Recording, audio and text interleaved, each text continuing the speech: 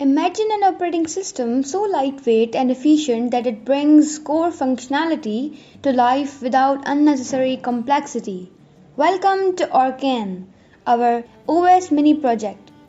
Hi, we are Nimirta Wadhwani and Rabia Sumro, computer system engineers, and this is Orkan, our mini OS developed as part of our journey into operating systems. This is our semester project Orkan, the mini OS assigned by and supervised by Dr. Mumtaz Kaloi. Orkan is a simplified operating system designed to demonstrate the core concepts of process management, memory allocation, and file handling. It's a great way to understand the inner working of an OS. It includes features like basic command line interface, process scheduling, and file management. Plus, it's built to be modular and easily extendable.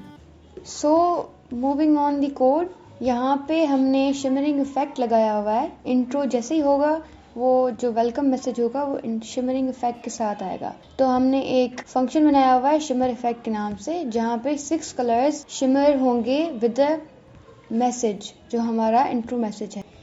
And then first CLI feature जो है हमारा first feature, जिसको CLI utilities का नाम दिया है हमने, उसमें clear screen, show date, set theme और शो हेल्प के कमांड्स हैं. हम स्क्रीन क्लियर करवा सकते हैं, डेट शो करवा सकते हैं, थीम डार्क या लाइट जो भी करवाना चाहें हम वो करवा सकते हैं, और OS के जो कमांड्स हैं हम शो हेल्प के कमांड से देख सकते हैं.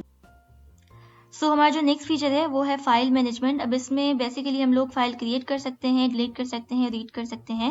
एंड हमने एक स्ट्रक्चर डिफाइन किया है फाइल नेम के साथ, जिसमें हमने एट्रीब्यूट्स रखे हैं फाइल कंटेंट और is occupied will be used as a flag, जो हमें बता रहा होगा कि हमारे पास स्लॉट्स खाली हैं या नहीं, क्योंकि हमने जो मैक्सिमम क्वांटिटी रखी है फाइल्स क्रिएट करने की वो 10 तक रखी है. उसके बाद हियर यू कैन सी कि हम लोगों ने एक फाइल क्रिएट की है, उसमें कुछ कंटेंट ऐड किया है with create command, and then हमने रीड भी की है, देन उसी फाइल को हमने डिलीट किया है. अब यहाँ पे हमने जब इसको फिर से रीड करने की कोशिश की तो वो शो कर रहा है कि file not found. So this is how it works. अब बैकएंड की अगर हम बात करें तो बैकएंड में कैसे वर्क करता है कि हमारे पास एक file system .dat binary file होती है, जो भी हमारे कंटेंट होता है वो इसमें सेव होता जाता है, और जब हम लोग अपना प्रोग्राम बंद कर देते हैं तो वो इसमें सेव हो जाता है. एंड जब हम उसको लोड करते हैं तो with this function load file system हमारी जो फाइल्स हैं वो फिर से लोड हो जाती हैं, और हम लोग उसको ईजिली जो है फाइल्स को फिर से हम रिट्रीव कर सकते हैं. So this is how file management works. Next feature जो है फन एंड गेम्स, उसमें हमने गेम रखा हुआ है रैंडम नंबर जनरेटर. जैसे कि वो गैस करेगा रैंडम नंबर, हमने एक नंबर दिया हुआ है, अगर वो यूज़र सही नंबर गैस करेगा तो वो उसको पास कर देगा. So now we'll run this. यहाँ पे देख सकते हैं आप शिमरिंग इफेक्ट आया.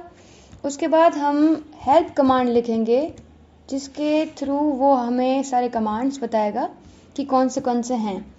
अब मैंने CLI कमांड्स हम चेक करते हैं. जैसे कि क्लियर स्क्रीन है, मैंने स्क्रीन क्लियर कर दी, एंड देन मुझे हेल्प कमांड की ज़रूरत है, तो उसके बाद हमने डेट शो करवानी है. डेट शो करने के बाद हम चेक करते हैं थीम हम लाइट रखते हैं, जैसे कि डिफरेंस कुछ फील हो. इसके बाद हम चेक करेंगे यूज़र मैनेजमेंट फंक्शंस को. उसके लिए हमने पहले रजिस्टर करवाना है with the user name and password.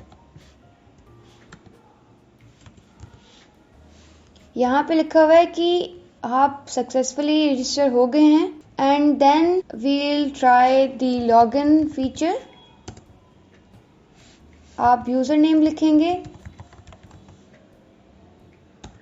And then password लिखेंगे, यू आर लॉग्ड इन, और इसके बाद हम लॉग आउट करवाएंगे. ओके, सो जो हमारा नेक्स्ट फीचर है वो है मैसेजिंग सिस्टम। अब मैसेजिंग सिस्टम में बेसिकली जो एक इम्पॉर्टेंट चीज़ है वो ये है कि हमारी रजिस्ट्रेशन हुई हो। अब यहाँ पे आप देखें कि I have registered my self with the name Rabia and with that मैंने अपने अकाउंट को लॉग इन किया हुआ है, उसके बाद ही मैं सेंड कमांड के थ्रू मैसेजेस सेंड कर सकती हूँ। सो मैंने 2 मैसेजेस सेंड किए हैं और जब मैंने उन मैसेजेस को व्यू करने की कोशिश की है तो दोनों मैसेजेस यहाँ पे विजिबल है with the name of the sender. तो अब इसका फायदा क्या है, क्योंकि हमारा ऑपरेटिंग सिस्टम है वो मल्टी यूजर है, डिफरेंट यूजर्स यूज कर सकते हैं, तो हमें इसके थ्रू पता चल सकता है कि किसने मैसेज सेंड किया है। उसके अलावा हमारे जो मैसेजेस हैं वो कहाँ पे सेव होते हैं, हमने एक स्ट्रक्चर डिफाइन किया है फॉर द मैसेजिंग और यहाँ उसी स्ट्रक्चर में there is an array called message, वहीं पे जो है हमारे जो मैसेजेस हैं वो सेव हो जाते हैं। Alright, finally let's talk about process management, the last feature of our mini OS. So it is like a scheduling task in operating system जिसमें हम लोग processes को aid कर सकते हैं, view कर सकते हैं या schedule कर सकते हैं। So here you can see with the help of process aid command, I added 2 processes, one with burst time 2 and priority 3, another with burst time 3 and priority 1. So the scheduling algorithm that we have used in our mini OS is priority scheduling. So whenever we try to schedule our process, so it will be scheduling them on the basis of their priority. When I try to view them with the help of process view command, so here you can see both processes are visible here. And when I will schedule them, let me schedule them once again. So here you can see the program sorts them by priority and executes them in order. So this is all about process management in our mini OS. And if I talk about the backend work, तो हमने एक array use किया है process queue and with the help of that हमारे processes save होते हैं and when we try to view them or schedule them तो वो वहाँ से fetch करके हमें show करवाता है.